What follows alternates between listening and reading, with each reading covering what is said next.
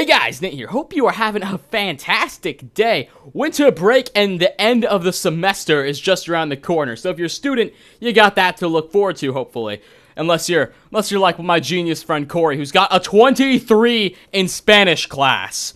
Which, oh god, if that's a bit of an inside joke, but if you get that, you know what I mean. Anyway, moving on. So today I got a bit of a story I want to tell you. There wasn't a lot of news type stuff that I could find that was really worth talking about today. So instead, I tell you a story about how we went camping just a few weeks ago.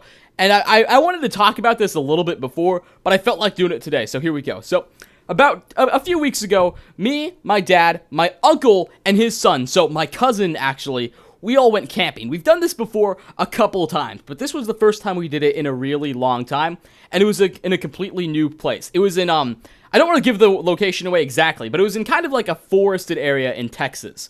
Now, it was technically a campground, but very few people were there. I think there was like one camper that we saw throughout the entire kind of just survey of the area. So we ended up setting up a tent. We like tents. Those are really fun. They make me feel manly, make me feel pretty cool and tough, right? But long story short, by the end of this story, you'll know I was not feeling that tough. So we started making food. We had a little bit of a grill set up, and we started grilling. Yeah, I know, we're hardcore men, but so we started grilling some hot dogs that we brought, or maybe there were sausages. I can't exactly remember. But we put those on the grill. We had a really good time.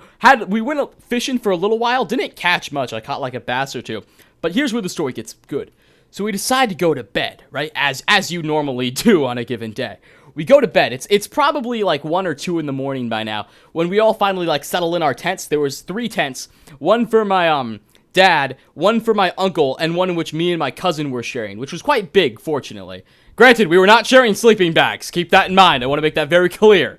There was no sleeping bag sharing. But anyway, so in the middle of the night, we're laying down, and then we hear this horrible sounding scream. Like, awful, awful scream. Blood curdling. It was like, I don't want to try and mimic it, because, it just sounds ridiculous, and my windows are open, and my neighbors are going to hear me and think I'm stupid or something. But it was like, ah! Coming from the woods. And it sounded like a man, right? It sounded like a man. So immediately, I was in that stage where you're kind of half asleep, half awake. Boom, not anymore. Now I'm up. So is my cousin next to me.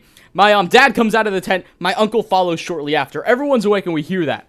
And my uncle says, I don't think that's I haven't heard something like that. I don't think that's a person. I don't think that's an animal either. Is that? And my dad suggests maybe it's Bigfoot, humorously, right? So okay, so we all kind of got on board with the idea. Let's go look for it. Because, that's a great idea. Go out in the woods at 2 in the morning and try and find what's making a random blood-curdling scream, right? Yeah, no, bad idea. Well, we all kind of decide to go. My cousin doesn't want to, but my uncle basically says, oh, tough shit, Buttercup, you're coming.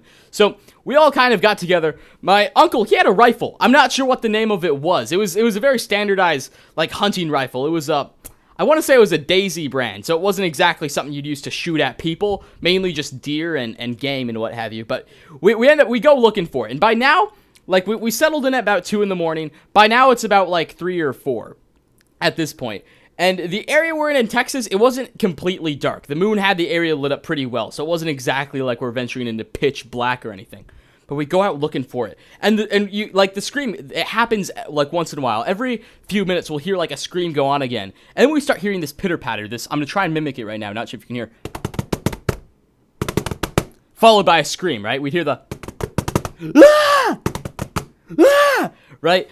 And I'm terrified at this point. I'm like, holy shit. What is this? And we realize that this screaming pitter-patter isn't moving. It's staying in one area. It's not running from us. Well, eventually, we finally get to it. And it was kind of in, I guess you could say we kind of had to come out of brush to see it.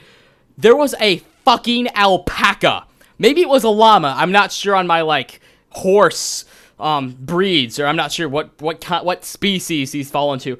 But there was, what was either an alpaca or a llama tied to a tree. Now, that's kind of funny when you think about it. Alpacas, they're pretty cool animals. I've seen a picture. They look pretty similar to llamas too, so I'm not sure which one it was. But it's tied to a tree, and it's screaming relentlessly. It's pattering around. It's terrified. And my uncle, what he does is he goes around and he kind of like undoes the knot that's on the tree. It wasn't tied there or anything. There was just a knot. And he kind of just like undoes that.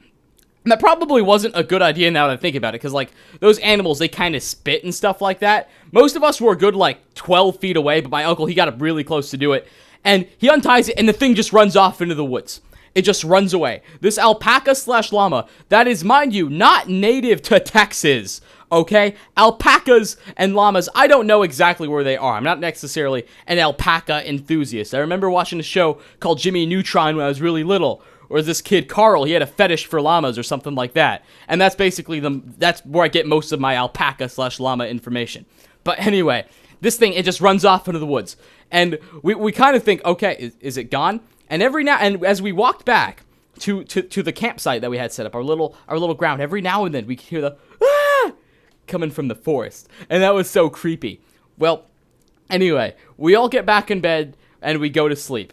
Now we wake up, and then we at this point, I think it was, I'm pretty sure it was like Sunday, so we had to go home at that point. Yeah, it was Sunday. So we got up and we started kind of just like rolling our bags together. We were collecting like bags that we had scattered around the campground and basically putting stuff into smaller bags as makeshift trash cans. And then we hear the scream again. And that was terrifying. And then we get all that packed up again. We put it in the truck and we start driving. And then it occurs to one of us, this alpaca scream wasn't there when we got there. Sometime in the middle of the night, someone or something had to have led an alpaca into the middle of the woods and tied it to a tree. While we were only a good, I don't want to make up distance measures, but we were no more than a quarter mile away. Some crazy motherfucker out there, pardon my French there, but some crazy bastard had decided that it would be an okay thing to do to move an alpaca in the middle of the woods right next to a bunch of campers, right? And I mean, we were not adequately prepared to defend ourselves. We had a deer hunting rifle, and like me and my cousin who took karate when we were little, which would not suffice as exactly fighting material. I come to think of it, the adults probably could have handled themselves a lot better than we could have. But that's my story, ladies and gentlemen.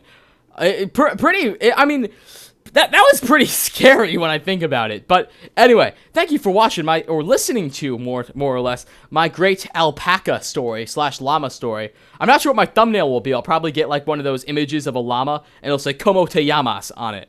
Because, you know, they're spelled this. Oh, I'll lead myself out. Anyways, guys, thanks for watching. Hope you have a great day. Bye-bye, everyone.